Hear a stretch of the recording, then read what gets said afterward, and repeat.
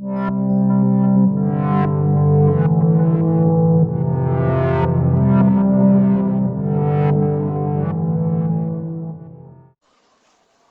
legal? Dá para ver, ouvir? Sim. O som tá bom, o enquadramento tá bacana. Bora lá. Maravilha, maravilha. Então vamos. Bom dia, né? Bom dia a todas e todos que estão aqui. Sou o Derek Santana, sou vice-presidente da BB Tour Goiás. E essa é mais uma live de quinta, entrando agora no mês de outubro. Estamos já há muito tempo fazendo isso, né? Já temos mais de 18, acho que essa é a nossa 19ª live, caminhando para 20 já, 20 semanas desse programa. E hoje nós vamos falar sobre a fusão ministerial e o PNT, né, para o Plano Nacional de Turismo, como fica o esporte e a cultura à luz desse novo, submetidos a esse novo contexto de Estado, essa nova estrutura de Estado. Nosso convidado de hoje é o professor do CET, o Centro de Excelência do Turismo da UNB, mestre e doutor em Geografia, membro da Rede Internacional de Estudos Críticos do Turismo, professor Thiago Mello. Bem-vindo, Thiago. Bom dia. Bom dia, Derek. Bom dia a quem nos ouve. E aí, Thiago? Então, queria dizer para vocês que, assim como a Calcimari já mandou o oi aqui, o nosso chat está aberto, podem enviar perguntas, fiquem à vontade. A nossa ideia aqui é mesmo fazer uma conversa, fazer uma construção coletiva de conhecimento. Thiago, fala um pouco, então, do Plano Nacional de Turismo. Porque nós já estamos em 2020, né? Nosso plano é curto, não são aqueles planos mais de 10 anos, são de 5, né? Então, ele vai até 2019 até 22, né? Já está quase a hora da gente pensar outro. Mas, e aí, o que esse plano avança em relação aos outros, aos anteriores? O que ele retrocede? O que muda nesse Plano Nacional de Turismo nós estamos falando hoje? Não, legal.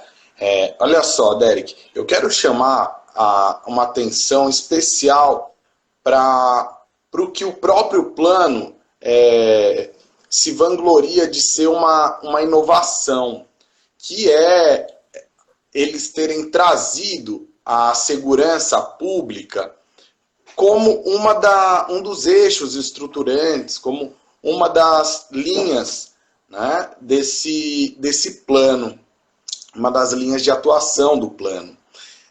Na tese, eu tentei articular, esmiuçar um pouco mais a análise, né, para quem tiver interesse, alinhavando com o que me parece ser fundamental disso, ou seja, como isso acaba reverberando no mercado de trabalho para o turismo, o que isso tem a ver com outras políticas sociais. Bom, então, de forma que agora eu quero só chamar a atenção para essa inovação e mostrar um pouco como isso se coloca no plano, o que a construção dessa narrativa significa e o que cultura e esporte, agora como secretarias, não mais como ministério, tem a ver com essa narrativa que vem se criando desde o governo passado, desde o impeachment da ex-presidenta Dilma, né, e que ganha força, né, com o Bolsonaro. Antes de mais nada, quero te agradecer, e no seu nome agradecer a toda a BB Tour por abrir esse espaço. Como eu estava dizendo, me parece que esse traço passou batido, inclusive, por quem pesquisa na área. Andei conversando esses últimos dias com pesquisadoras e pesquisadores, e a gente deu pouca atenção para como o turismo, sobretudo nesse seu principal documento, incorporou a narrativa do combate à violência, a narrativa da segurança pública.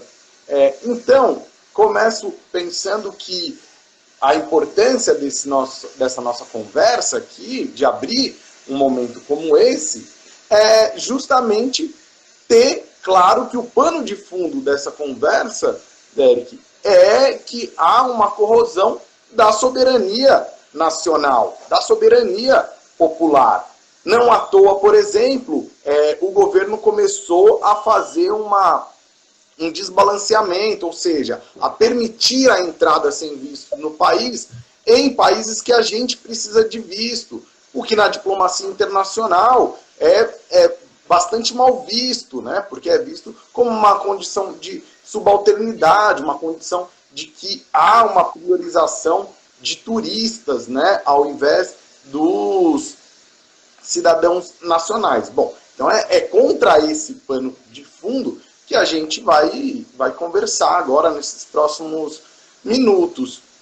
E a questão, para mim, é essa, né? Pelo menos a central, quando a gente fala do atual PNT. Né? O que significa a narrativa da segurança pública, né? E o que é que fica implícito, mais do que isso, né? No combate à violência para o planejamento do turismo nacional. Bom, caso a gente não tenha olhado, alguém ainda não tenha olhado, eu quero primeiro dizer onde está, né? Como isso se incorpora no PNT. O PNT é dividido em 4 eixos, né? Em 4 tópicos. O quarto e último é o que o documento chama de linhas de atuação. Então, no 4.1, a gente vai ter a linha de atuação, ordenamento, gestão e monitoramento. No 4.1.2, a gente tem a iniciativa apoiar o planejamento do turismo integrado ao setor de segurança pública. E como estratégia, no 4.1.2.1, a gente vai encontrar lá, na estratégia B, incentivar soluções de segurança pública que envolvam o setor turístico.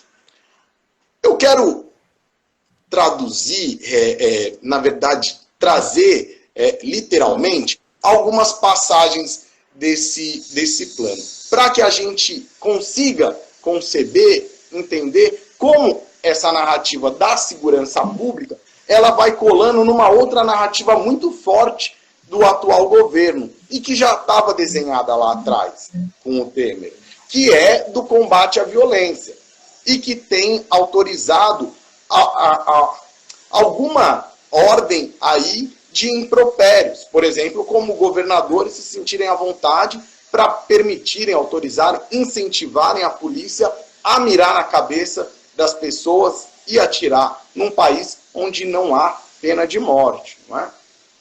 Então, o primeiro trecho que eu ressaltaria do documento, quando ele começa a elaborar a sua narrativa de segurança, diz assim, ele está fazendo uma contextualização da situação turística e ele diz: por outro lado, o país sofreu contratempos impostos pela conjuntura econômica e nossos principais destinos foram impactados fortemente pela crise. E aqui eu quero ressaltar esse trecho. O que trouxe consequências diretas para a segurança da população e dos turistas. Veja, começa-se a construir uma narrativa aqui, que é a crise internacional que corrói, a crise econômica que corrói as condições de manutenção da segurança pública e, por isso, causam violência. E não a desordem do enxugamento do Estado, e não a retirada de direitos fundamentais, como é, por exemplo, cultura e desporto e esporte. E aí o documento segue. Isso significa estar atento a tudo que estimule ou facilite o trânsito de brasileiros e a entrada de estrangeiros em nosso país, como a implantação de vistos eletrônicos ou a ampliação do número de voos e rotas. Outro bom exemplo disso é a garantia da segurança pública, que pela primeira vez entra no Plano Nacional de Turismo como uma das estratégias fundamentais para a qualidade da experiência no país. Veja, aqui o documento primeiro advoga esse ineditismo. Depois se regozija disso, se vangloria de trazer a segurança pública para o debate, para a estruturação do planejamento turístico. E, a partir disso, ele vai apontar por quê. Então, lá quando o documento fala da classificação do Brasil nos indicadores de competitividade internacional, o Brasil hoje está, ou pelo menos estava à altura do plano, quando ele foi confeccionado, em 27º no geral. Mas especificamente no quesito segurança, ele é o 106º, né? Veja, então há uma discrepância, de fato, grande. E aí, o governo, que já vinha se articulando, inclusive no Congresso para que a bancada da bala aumentasse, para que houvesse a imposição na ordem do cotidiano dessa narrativa do combate à violência, né, se apropria disso e diz, vamos lá, está na hora do turismo também passar a caminhar, a navegar nesses mares. E por isso, segue o documento. Tais informações demonstram que os nossos melhores resultados, que são recursos culturais e naturais, e aqui faça-se o parênteses, né, as queimadas nos biomas brasileiros, os desmandos do Ministério do Meio Ambiente, dizem fortemente de que o colar à segurança pública ao turismo pouco tem a ver com a preservação, com a manutenção, com a garantia dos seus principais recursos turísticos, como o próprio documento se refere. Né? Então, para já começar a atentar de que não é uma ação com vistas à conservação, à preservação, à manutenção do turismo. Não é? E aí ele diz, né, por exemplo, desenvolvemos uma relativa melhora na infraestrutura de serviços, conectividade aérea e na competitividade dos preços praticados. No entanto, o contexto de segurança piorou. Né? Ok, é isso, eles nos dão um dado, né? Ser o 106º, de fato, né, no mundo, não é uma coisa boa. Mas aí, a partir disso, ele começa a ser mais enfático. Dizem, avanços significativos foram observados, mas ainda há muito que se fazer para possibilitar maior competitividade dos destinos brasileiros, como, por exemplo, a melhoria no serviço de segurança pública. Mais à frente ele retoma. Também é importante destacar o papel do planejamento turístico para a promoção do crescimento e ordenamento sustentável da atividade, integrado às demais atividades e demais setores da economia local, com especial destaque para a segurança dos turistas, dos prestadores de serviços e da comunidade em todas as suas dimensões. E aqui eu quero fazer uma ressalva. Porque se nesse momento ele vai equivaler à segurança de turistas com moradores, com a comunidade local, com prestadores de serviço, mais adiante, como a gente vai ver, ele faz uma dissociação e passa a dizer que a segurança ela precisa e será pensada em função dos turistas. E aqui, Derek, uma questão de fundo emerge, que à medida que a gente, na academia, não dá uma resposta sobre quem é o turista, sobre o que é essa experiência turística, a gente deixa gargalos, deixa frestas, abre janela para coisas como essas. Porque essa dissociação, ao meu ver, ela não procede, que é o que eu tentei mostrar um pouco na pesquisa. A partir daí, o que o documento traz? Diz ele, é nesse contexto que se propõe a integração do planejamento às estratégias de segurança pública, seja em âmbito nacional, estadual, regional ou local. Os destinos turísticos precisam ter a capacidade de garantir segurança de seus cidadãos e visitantes.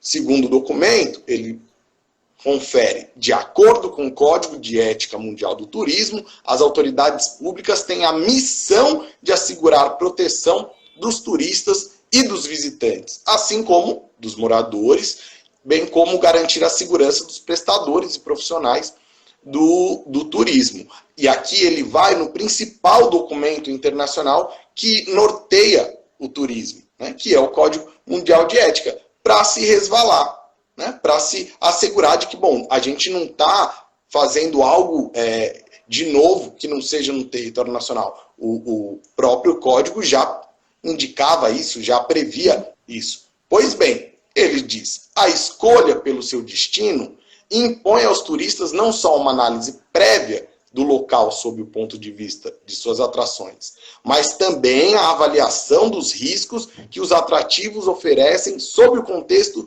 de segurança, além das condições do local, como policiamento. Bom, eu vou dar um salto, né, porque ele segue se repetindo no documento, né, construindo essa narrativa de que, veja, a violência está crescendo, veja, nossos índices são ruins, vejam, a gente precisa melhorar a segurança pública. E aí, quando ele vai registrar como isso acontece, é que eu quero chamar a atenção para o descompasso, né, para a inverdade dessa narrativa. Eles dizem, o legado dos eventos como Conferência Mundial da Juventude, com a visita do Papa Francisco, a Copa do Mundo do Futebol FIFA 2014 e Jogos Olímpicos do Rio 2016, revelou nossa capacidade de articulação e integração. Frise, cujos resultados aferidos após os eventos se aproximaram de 90% de aprovação no fator de segurança. Aí completam.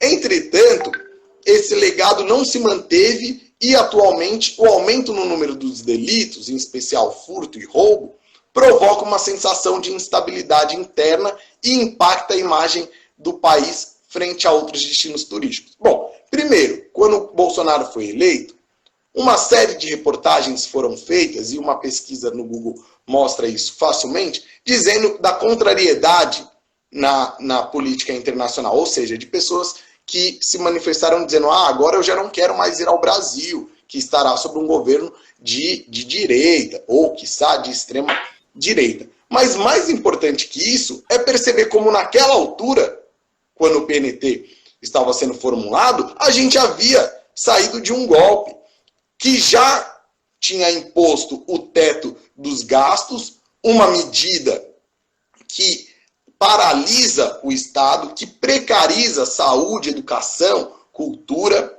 né? Por si só, o estabelecimento do teto dos gastos já precariza o funcionamento do Estado. E eles vão buscar as reverberações, as consequências dessas ações de degradação da coisa pública, das políticas de segurança social, como motivo para a intensificação de uma política de policiamento, de combate à violência. E não, por exemplo, entender os delitos, o aumento do roubo, como relacionado, por exemplo, ao aumento do desemprego, da fome, da desigualdade, de forma geral. Portanto, eu termino esse alinhavado da narrativa que o documento traz com o seguinte trecho. Eles dizem, diante disso, é imperativo estabelecer um conjunto de políticas e projetos de governo federal das unidades da federação e dos municípios, com a finalidade de melhorar a percepção de segurança pública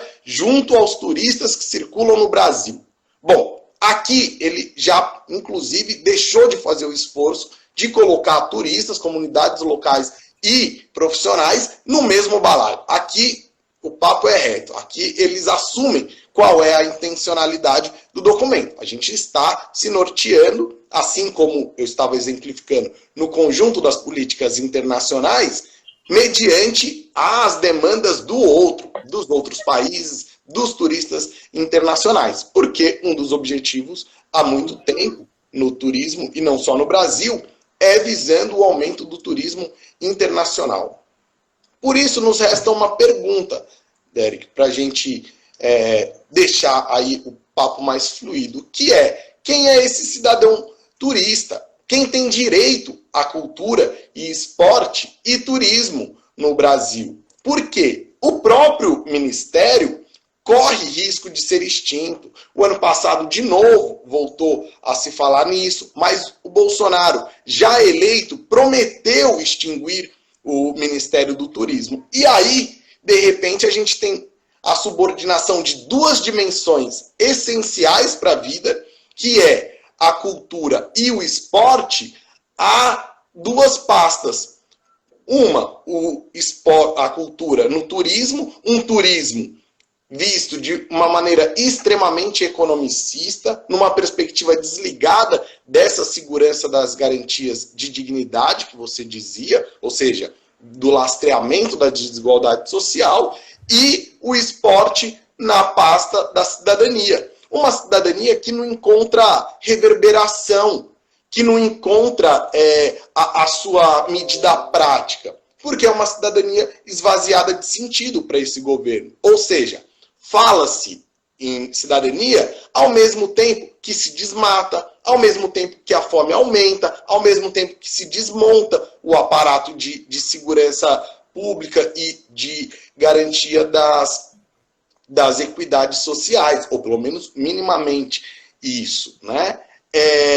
E aí, eu quero trazer uma fala do Sakamoto que contextualiza em que cenário se deu essa construção, né, do PNT. Veja, lá em 2018, ele dizia em um dos seus textos: para juntar dinheiro para a segurança pública, Temer resolveu secar a fonte da cultura e do esporte. Na última terça, no caso 12 de um dos meses de 2018, foi publicada a medida provisória 841, que reorganiza o Fundo Nacional de Segurança Pública e redistribui os recursos das loterias destinados a essas áreas. Cultura e esporte são parte central da estratégia de enfrentamento à violência em qualquer país. E aqui eu faço uma ressalva no texto do Sakamoto, inclusive com indicação da OCDE, para que se invista em educação e cultura como combate à violência. E o governo faz completamente o contrário. Ele desmonta a educação, ele desmonta a saúde, ele desmonta o aparato de desporto, ele desmonta a cultura e as condições de manutenção da cultura. Porque quando a gente tem o desmatamento,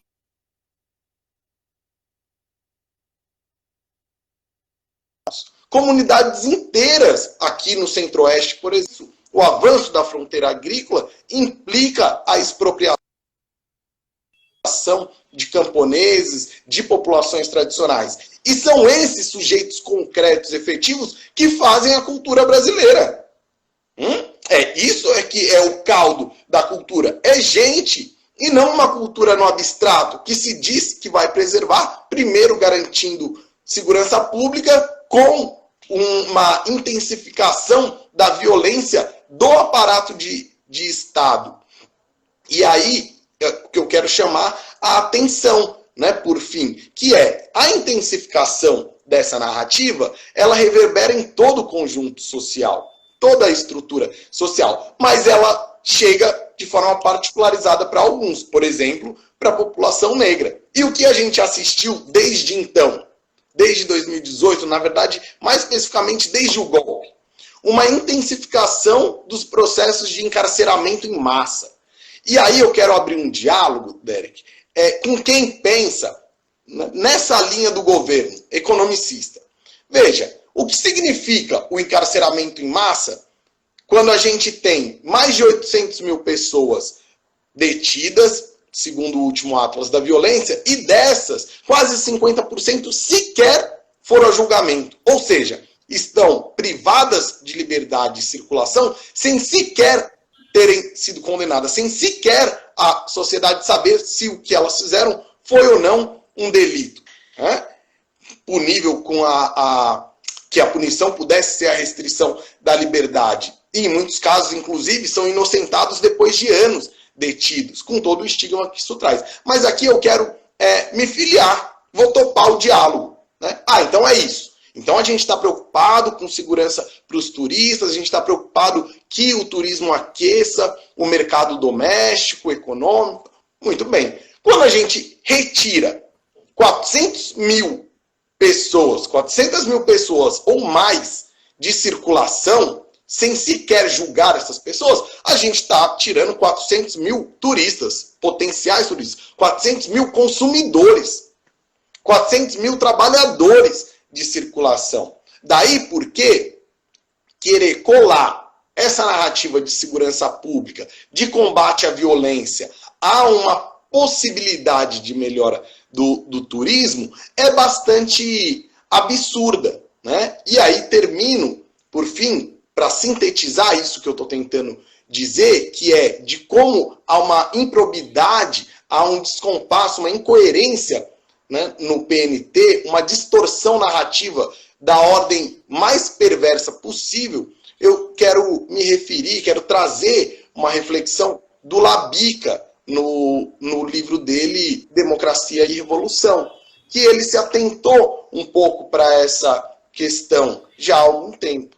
Diz ele: a insegurança, garantem, reina por toda parte, justamente quando finalmente se reuniram as condições para uma civilização pacificada, pacífica.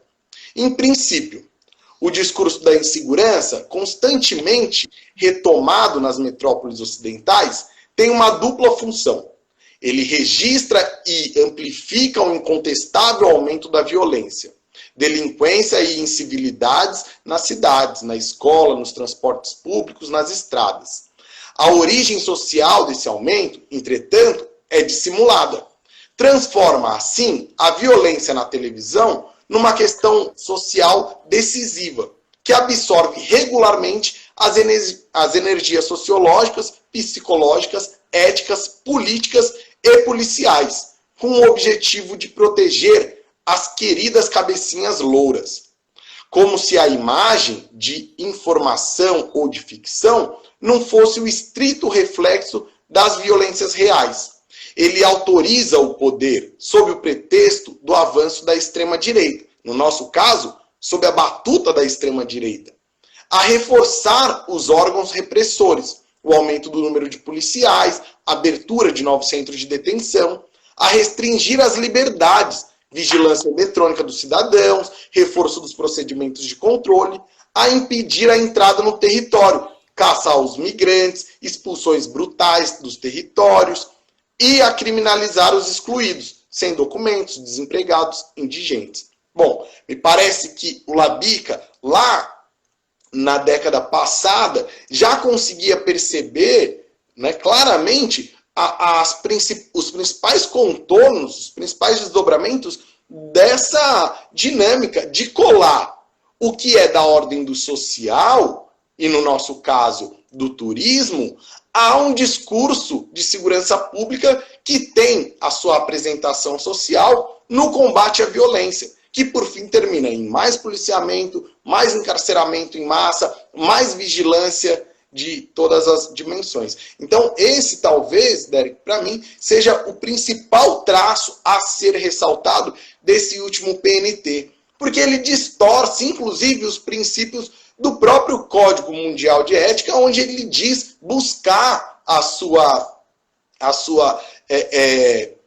desculpa, a sua orientação, né, para trazer a segurança pública para essa estruturação do PNT.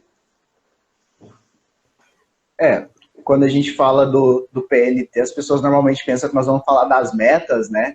Os famosos números, do como o Brasil vai dobrar o número de turistas internacionais. Se esquecem que muitas vezes isso é um debate que a gente já está fazendo, né? Nessa tal dessas metas, nós estamos parados há mais de 10 anos, né? Então, assim, a gente discutir a entrada da segurança pública, assim, você vê a nova roupagem que se dá para esse sistema, né? Vamos lá, vamos pegar o que aconteceu, estou em dúvida se foi no começo desse ano ou no meio do passado, que foi o Ministério do Turismo se posicionar favoravelmente à desapropriação de terras indígenas na Bahia. Então, assim, o Ministério do Turismo, que nunca tinha feito isso, se dispõe a fazer lobby em favor de resorts contra as populações indígenas, que, como você disse, são, além de nosso patrimônio, são nosso patrimônio turístico, nosso patrimônio cultural, que devia ser preservado, né? E se a gente amplia isso e traz isso para agora, nesse momento agora, quando você traz a soberania nacional colocada na questão do turismo, cara, olha o par internacional que nós viramos. Nós somos assunto no debate presidencial nos Estados Unidos, com os candidatos a presidente querendo nos subornar, falando que vão comprar o Brasil, sabe? A gente chega num nível, assim, de pequenez, de ameaça à soberania, de viralatismo, é o que você diz, a gente vai pensar o turista como espetáculo, para o que vem de fora. Esqueça o papel social e econômico que isso tem, né? Esqueça o tal do legado que isso deveria deixar, né? Então, é isso, nós ficamos com os impactos e socializamos as benesses, né? E os impactos são exclusivos nossos. Então, isso é uma mudança, não é só pontual, não é só de número, não é só de falar de verba, isso é uma mudança estrutural. É muito importante a gente discutir isso. Isso impacta totalmente no como a gente vai pensar como a gente pensa segurança pública, como a gente pensa a nossa organização do Estado. E é isso, e se as comunidades que são quem recebe o turista, quem recebe o turismo, se eles vão ser criminalizados ou se eles vão ser o ponto central desse debate. Se eles vão ser realmente os receptores, ou se eles serão a população que será expulsa para que aquilo seja comercializado. Então, para avançar um pouco aqui, não sei se você está me ouvindo ainda, Thiago? Deu uma travadinha, mas estou ouvindo. Deu uma rodadinha aqui também. No ano passado nós tivemos essas fusões ministeriais que nós comentamos aqui, né? E eu fui olhar para a gente fazer essa conversa aqui. Eu entrei no site do Ministério do Turismo, do Ministério da Cidadania, coisa que eu não fazia tinha um tempo. E aí, por exemplo, o Ministério do Turismo não cita qualquer momento que a cultura faça parte. O da Cidadania, se você descer muito lá embaixo, fala sobre a Bolsa Atleta. Então, nós submetemos o Estado a essa lógica diferente, né? Essa lógica voltada para os serviços, né? Para função apenas economicista, tanto do esporte, como da cidadania, do turismo. E essa fusão, inclusive, a do turismo e da cultura, já tinha se tentado atrás, né? O Temer tentou, teve que voltar atrás, não deu muito certo. A pressão foi muito grande. E como que você agora falando especificamente dessas duas pastas,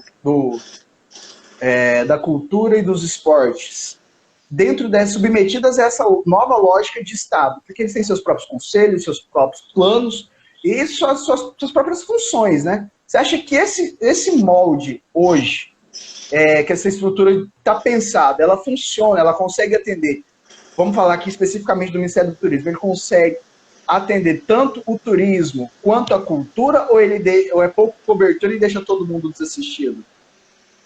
Derek, eu tenho uma dificuldade de pensar essa fusão como algum avanço, como um enxugamento da estrutura ministerial que possa se reverter numa melhor gestão dos interesses públicos. E por quê? Porque não só o turismo, há muito tempo, né, e eu vou aqui fazer delimitar um ponto histórico, né, especificamente desde o impeachment, né, para cá, adelante, a gente tem uma perspectiva do turismo que se cola a uma narrativa, mas mais do que uma narrativa, a um projeto de país, a um projeto de sociedade que tem um cunho economicista. E não um economicismo, e não um desenvolvimento economicista que seja minimamente democrático, né? Se trata de concentrar renda, de concentrar terras. E aí, claro, a gente já conhece as dinâmicas disso. Portanto, o turismo, que tem uma importância cada vez mais crescente na política internacional, compõe as estratégias táticas de reorganização dessas dinâmicas. Assim sendo, levar a cultura dessa forma, ela, que era um lugar, e não à toa, ele tinha que extinguir o Ministério da Cultura. Eu reforço, também prometeu extinguir o Ministério do Turismo. Não é um governo que esteja comprometido com o turismo, né? Mas o turismo tem um lobby de empresas fortes, que passaram, inclusive, antes dessa última decisão pública, quando a gente ainda tinha o financiamento privado, importantes, grandes empresas turísticas vinham financiando campanhas, ou seja, passaram a ser um player aí das eleições, do lobby político. Por isso ele não conseguiu extinguir o Ministério do Turismo, mas o manteve na perspectiva que vinha sendo tocado, que vinha sendo gerido. E aí extingue um ministério onde a gente tem, por essência, vozes descontentes, destoantes, na verdade, vozes que falam independente de governo, porque a cultura é isso, é a expressão do que o seu povo sente, né? E claro, o ministério, por mais que ele pudesse indicar ministro ou agora secretário, havia uma estrutura, havia verbas, haviam editais. Eu mesmo né, tive a oportunidade de concorrer e ganhar a um edital do Ministério da Cultura. Então você tinha financiamento público, estatal, para a cultura do país. E aí é justamente isso que ele não quer. Ele não quer esportista falando mal do governo, ele não quer artistas fazendo cultura com algum cunho crítico. Então ele pega e coloca isso, né, essas duas pastas diluídas em dois ministérios que as suas próprias ações, como você mesmo exemplificava, falam por si. Né? Tem um intenso descompromisso com os interesses públicos. O turismo em nada, no Brasil atual, está comprometido, por exemplo, com o combate às desigualdades. O turismo em nada, a não ser no palavrório, no discurso, né, está comprometido com uma educação humanizadora. Antes, ele reforça estereótipos, ele reforça lugares comuns, ele invisibiliza quem cada vez mais precisa e exige visibilidade. Né? Não à toa. Não à toa. Estamos falando de uma pessoa que já eleita reforçou ser misógino, transfóbico, racista. Então, como é que uma pasta que vai abrigar a cultura, né, que tem por função pensar a cultura nacional, sob essa égide do preconceito, da intolerância, pode funcionar? Para mim, nem é só uma questão de verba, que é, bem verdade, existe. Há um estrangulamento que o próprio projeto de país que eles vêm construindo, e eu vou colocar aqui o Bolsonaro, o atual governo federal, como uma intensificação de um projeto que começa a ser construído com o impeachment da Dilma, né, e, portanto, uma continuação do Temer. E, portanto, o estrangulamento orçamentário é resultante, ou, na verdade, consequência de um próprio projeto, das ações desse projeto que eles têm construído no Brasil há alguns anos. E, portanto, né, respondo dizendo que não vejo o menor sentido, não vejo qualquer coloração positiva nessas fusões, nem na cultura ao turismo, nem no esporte à cidadania. Uma cidadania que, reforço, ela só existe terminologicamente. Qualquer passeio pelas periferias das grandes cidades, pelas áreas rurais do país, a gente nota que não há qualquer intencionalidade desse governo de conversar seriamente sobre cidadania. Nós vimos, inclusive, um impacto muito grande, vamos voltando aqui a falar um pouco dos esportes, eles passaram durante, e aí quando a gente vai falar dos Jogos Olímpicos e a construção da Copa, a gente já passou por uma lógica, e aí é importante a gente falar isso, de militarização, né? Nós passamos por um momento em que o Ministério dos Esportes não tinha verba, então ele resolveu seus problemas militarizando atletas. Né? E isso faz parte também do nosso legado, né, que foi construído a partir disso e que desemboca agora nessa lógica de nós termos milhares de militares na ativa tomando conta do país. Né? E aí a gente falar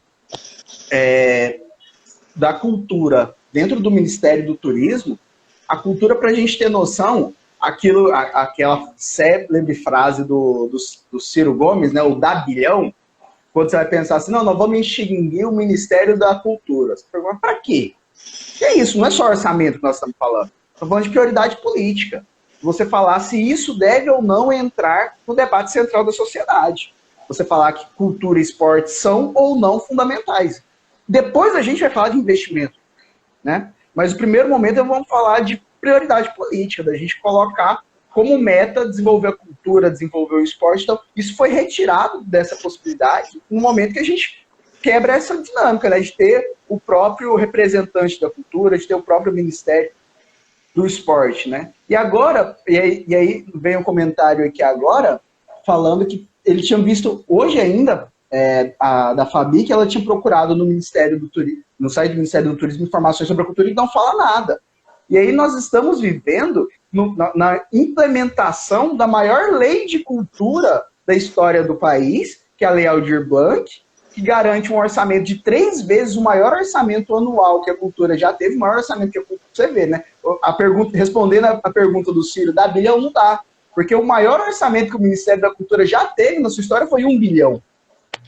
E hoje você tem a Lei Aldir Blanc que injeta 3 bilhões na cultura pelo país e você não tem um gestor, você não tem uma secretaria estruturada para resolver isso. Você entra no site, você não encontra uma informação sobre o que é sobre a cultura no país.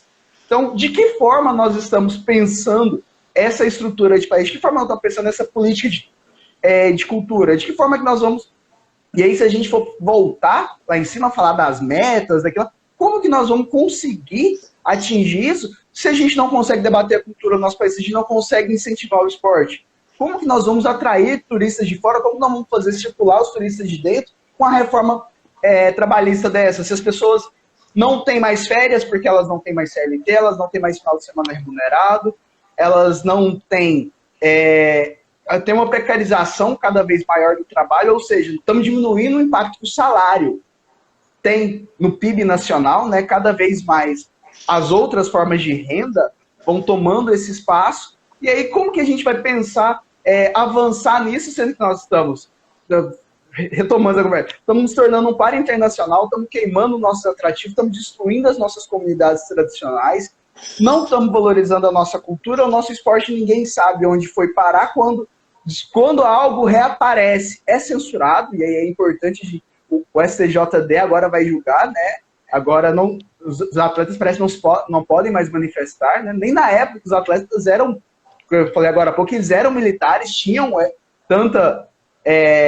havia essa censura, mas agora nós estamos vendo isso, né? Esse retrocesso, que ele é como as políticas públicas de turismo deviam ser, né? Totalmente transversal, ele corta o governo da economia aos direitos humanos, é um ataque, assim, muito grande.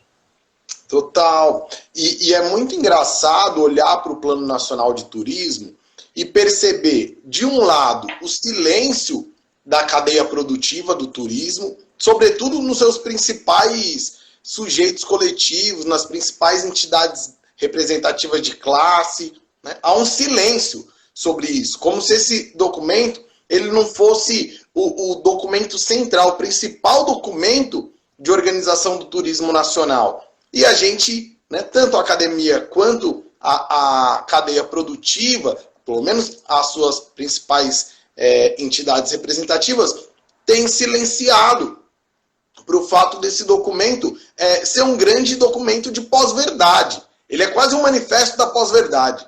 Porque ao mesmo tempo que ele fala, traz, né, chavões, cidadania, segurança pública, crescimento econômico e tal, isso está colado numa política de governo e de Estado que tem a ver com a degradação ambiental, que tem a ver com a corrosão dos aparatos de segurança pública, no que eles têm de aspectos humanos, como a própria OCDE já indicou, que é cultura, educação, lazer, né? Então a gente corrói isso, intensifica policiamento, desmata, desmonta a legislação trabalhista, flexibiliza as leis trabalhistas, encarcera centenas de milhares de pessoas sem qualquer justificativa, mata outras dezenas de milhares de pessoas todo ano e pensa que isso pode dar certo como política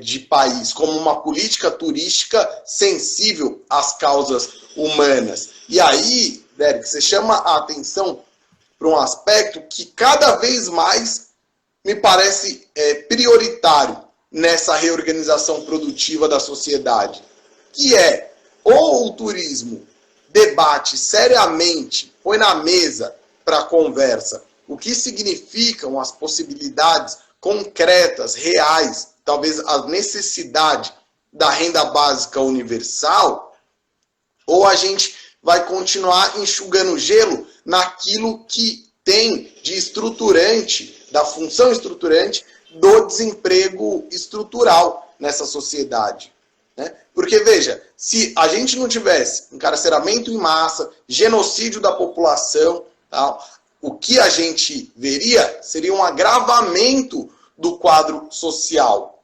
Porque a gente sabe quem vai preso e quem morre nesse país, pelo menos na bala do Estado, não é? Então, como pensar a gestão de um turismo que não confere humanidade, cidadania a tantas pessoas, a milhões de pessoas? É isso, a gente vai ficar eternamente vislumbrando um crescimento de um turismo internacional com um estereótipo de turista, porque também é isso. É internacional, mas não é qualquer um. É internacional, mas a gente reclama quando as universidades intensificam as parcerias bilaterais com universidades africanas, por exemplo. Né? Eu lembro, na UFG, durante o doutorado, de ouvir queixas. E como pode isso? Entende? Como pode? Um processo de troca de experiências, de tecnologia, de processos educacionais.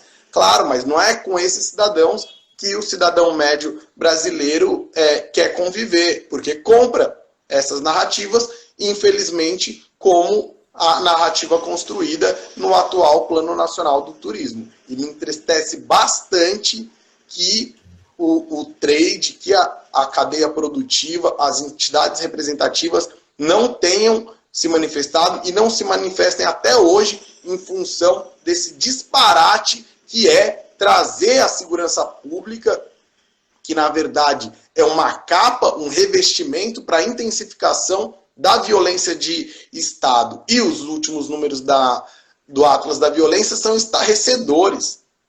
São estarrecedores. E a gente tem que dizer o que isso tem a ver com a gestão do turismo nesse país.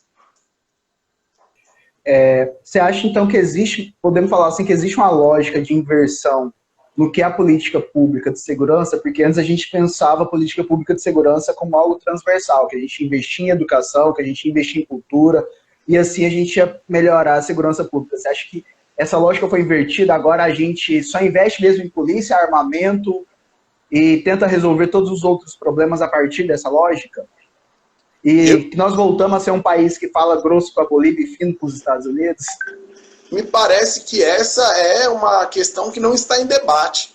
Você olha para o corpo da polícia militar e vê um corpo mal treinado, um corpo mal equipado, igualmente para a polícia civil, em grande medida, né, no que toca aos equipamentos, aos recursos. Ou seja, a gente diz que vai intensificar a polícia, o policiamento, mas segue, por exemplo, não dando um bom treinamento, né, usando eles como o que são, pelo menos a polícia militar, como um braço armado daquilo que há de mais violento na contenção das manifestações públicas, tanto assim que, apesar de serem muito mal equipados ordinariamente no cotidiano, a gente tem como Estado equipamentos de contenção de manifestação pública dignos de um país que está em guerra civil, o que não é o nosso caso, não é? Então, materiais que só são usados em guerra. Exatamente. Então, veja, eu acho que, na verdade, essa não é muito uma questão, porque o que se constata, olhando o que é que se produziu, inclusive em termos de leis, em termos de debate no Congresso brasileiro, com o aumento da bancada da bala, né, desses representantes eleitos, dessa narrativa de intensificação do policiamento, do combate à violência, do extermínio da população, do encarceramento em massa, é uma disfunção social, que você colocava em ótimas palavras. Ou seja, pouco tem a ver com a efetivação de dispositivos, de ações que garantam a segurança pública. Ou seja, lazer, entretenimento, cultura, educação, renda. Como que a gente pode falar de um país que está buscando combater a violência, garantir segurança pública, se o número de desempregados é absurdo e crescente? Se a corrosão dos direitos básicos mínimos, a moradia, alimentação, saúde, educação, estão sendo igualmente corroídos. Me parece que essa disputa das narrativas, e por isso o silêncio me incomoda tanto, né? Por isso as não manifestações públicas em contrário a esse PNT me incomodam tanto? Porque eles ganham na narrativa. Uma narrativa quase distópica. Uma leitura um pouquinho atenta desse PNT faz soar alto o fato de que esse mesmo governo, esse mesmo Estado brasileiro, não está comprometido com cultura, educação, com o esporte, com o meio ambiente, os bens comuns, que, segundo o próprio documento, são o principal atrativo do país. E a gente está acabando com a nossa sociobiodiversidade. Tiago, vamos fazer um exercício de futurologia aqui agora. Porque é isso, nós estamos aos 40 do segundo tempo já desse ano, vamos entrar em 2021 e temos, como você disse, né, não podemos furtar ao debate. Por isso, inclusive, nós fazemos as lives de quinta, temos temas desde que são mais pragmáticos, que são mais ligados à lida do dia a dia mesmo, a temas que são mais epistemológicos, que são muito caros para que a gente faça esse debate. Então, falando sobre o não silenciamento e sobre o nosso futuro, o que a gente não pode deixar de debater para o próximo plano, que tem que entrar em vigor em 2022. Então, se nós temos 2 anos aí para intensificar quais debates não podem faltar, além desse da segurança pública, que já ficou evidente aqui, que a gente tem que discutir se realmente é a função do turismo, se é esse o turismo que nós queremos, voltado para a segurança pública e, principalmente, isso que você falou, não voltado para a segurança pública da comunidade, mas para a segurança pública do estrangeiro, que vem de fora. Então, além desse debate da segurança, quais outros debates você fala assim, olha, nós temos que debater isso para que a gente consiga avançar? Me parece que só colocar desculpa.